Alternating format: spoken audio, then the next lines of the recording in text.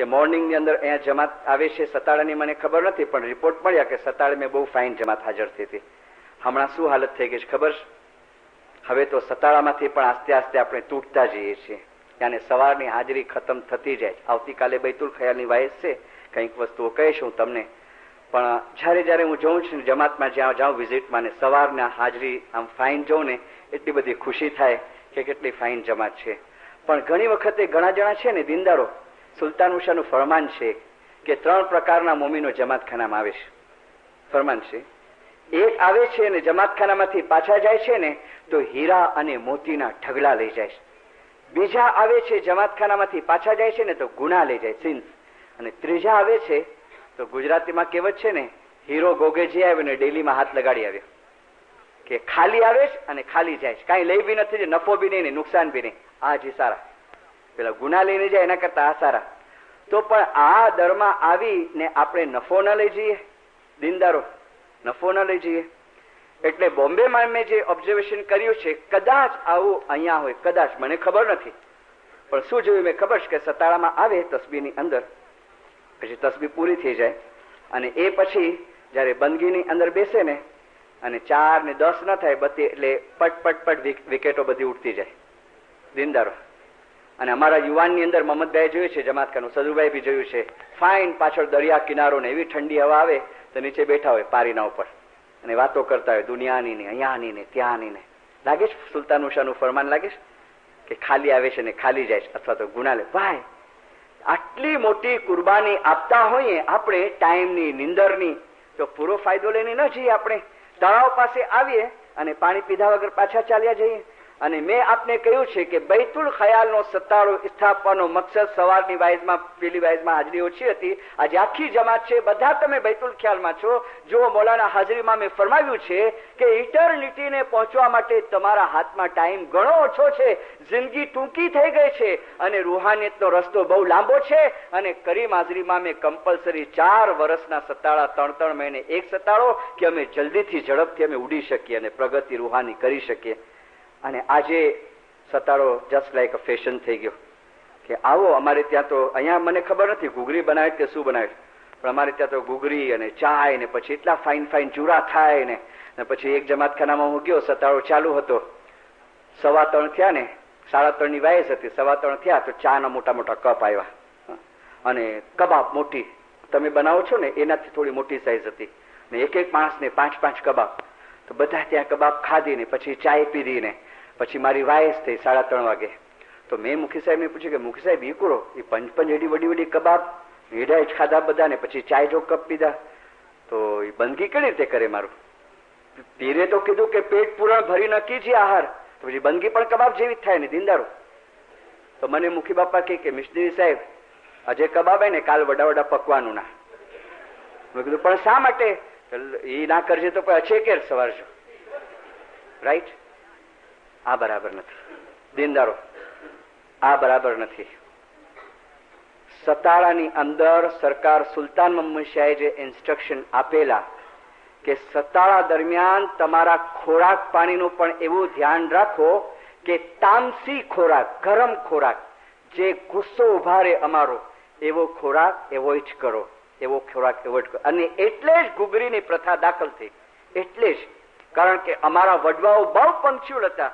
ઘણી વખતે મને કહે છે કે મિસ્ત્રી સાહેબ એ ઘૂઘરીજી પ્રથા કિડાથી ચાલુ થઈ. મેં કીધું ફરમાનમાં નથી, જીનાનમાં નથી, પણ અમારા વડવાઓએ દાખલ કરી. શા માટે?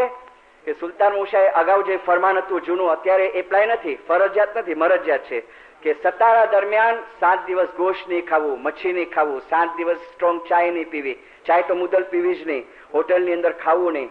પણ મૌલાના હાજરીમાં મેં અત્યારે નવા બંધારણમાં ફરમાવ્યું કે ના, હવે ફરજિયાત નથી આ વસ્તુ, જેને રાખવું એ અમલ કરવું એ કરે, પણ ખાલી તમે ખાને આવો. મુલા બાપાએ કીધું, નહીં તો વળી કોઈ આટલા બી આવતા હશે મૂકી દેશે, કારણ એડી બધી વ્યાધિ કેર કરે, મચ્છી ના ખેણજો ને ગોશ ના ખેણજો.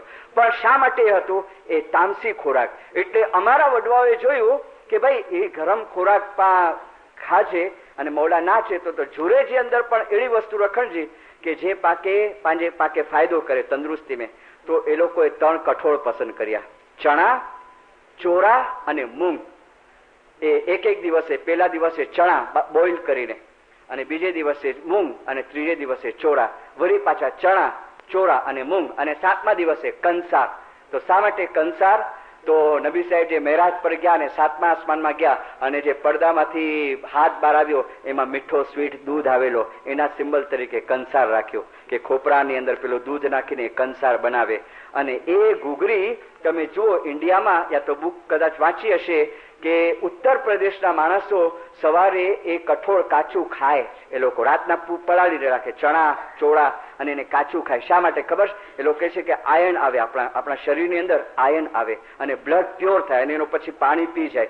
એટલે એ હિસાબે અમારા વડવાઓએ જુરામાં પણ આવો સાદો જુરો રાખ્યો, ઘૂઘરી જેવો જુરો રાખ્યો કે જે કાંઈ મેન્ટલી પણ આપણને હેરાન ન કરે, કાંઈ તામસી ખોરાક પણ ન હોય, અને આપણને ગુસ્સાનો જે પ્રભાવ છે ને એ ગુસ્સાનો પ્રભાવ આપણો શાંત થાય. અને એટલે સુલતાન મુશાએ ફરમાવ્યું કે ગોશ જ્યાદા મત ખાના. मौलाए फरमाव्યું कि देखो जो ज्यादा गोश्त खाता है ने उसका चेहरा सिंह के जैसा लगता है. माफ के जो ज्यादा गोश्त खाता है उसका चेहरा शेर के जैसा हो जाता है. आम माफ गोश्त तुम बहुत कमती खाओ. देखो नहीं चल सके तो 15 दिन में एक दिन खाओ, नहीं चल सके तो अठवाडिये में एक दिन खाओ, मगर साव बंद नहीं कर देना, नहीं तो हिंदू जैसा तुम्हारा दिल हो जाएगा. अठवाडिये में एक मरतबा खाओ. અને આવું છે તમે જોજો, જે માંસાહારી હશે ને, શાકાહારી જે વેજીટેબલ, એને ધક્કો લાગશે ને, બોમ્બેમાં બહુ આમ થાય, બહુ રશ હોય ને, પોપ્યુલેશન બહુ છે, તો વાણિયાને આમ ધક્કો લાગે તો કાંઈ બોલે ને આમ જોઈને ચાલ્યું જાય. પણ મિયાભાઈને ધક્કો લાગે તો પેલો બાંઈ ચડાવે. એ શું છે? પેલાને ગુસ્સો નથી આવતો, પેલાને ગુસ્સો, કારણ કે શાકાહારી છે, વેજીટેરિયન છે, એટલે તામસી ખોરાક નથી ખાતો. એટલે સુલતાનો શફર કે એ ચીજ સબ કમતી ખાઓ. અને રૂહાનિયતની અંદર આગળ વધવું હોય એટલે એની અંદર આપણે કંટ્રોલ કરવો જોઈએ. ઓકે, માફ કરજો, ખરાબ નહીં લગાડતા, કારણ મિશનરી તો તાના જ મારે તો પાકે વિનનું જ નહીં, પ્લીઝ. પણ આપણે આવીએ છીએ આ દરબારની અંદર એટલે રૂહાનિયતના મેવા, આપણા રૂહાની અપલિફમેન્ટ આપણે કરીને પછી જઈએ. અને એ ક્લેરિફિકેશન બીજું કે યાદ રાખજો, મોર્નિંગના સતાળા એ મુશ્કેલ આસાનના સતાળા નથી. મોર્નિંગના સતાળા ફક્ત રૂહાની મુશ્કેલના છે.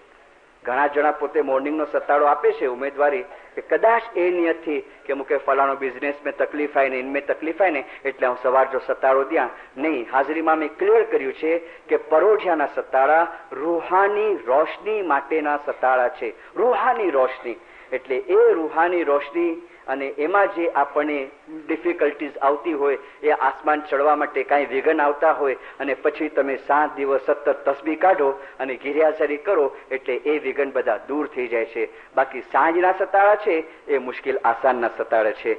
સાંજની તસબીહ છે એ મુશ્કેલ આસાનની તસબીહ છે. અને સાથે એ પણ હું કમ્પ્લીટ કરી દઉં અને પછી આપણે વાઇઝ ખતમ કરીએ કે ભાઈ મારા પાસે સવાલ આવ્યો હતો, ખાસ કરીને બચાવે પૂછેલો કે મિસ્ત્રી સાહેબ રોજ મુશ્કેલ આસનના પૈસા ના દેવાય મુખી બાપા કે?